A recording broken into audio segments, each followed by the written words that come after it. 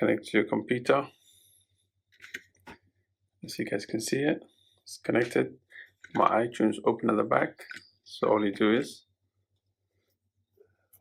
press the volume button up, volume button down, and hold the power button.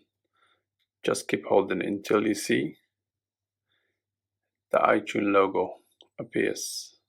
Then you let go. Just keep holding it.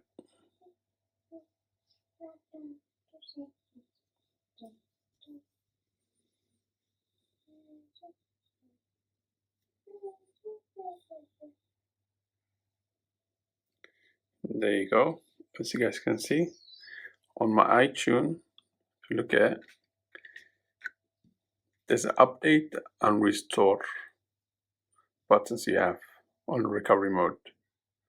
But on your DFU mode, it's completely different. You can only restore.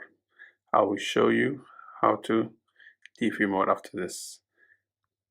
But if some of you guys got iPhone 6, I'll put on the video somewhere here now.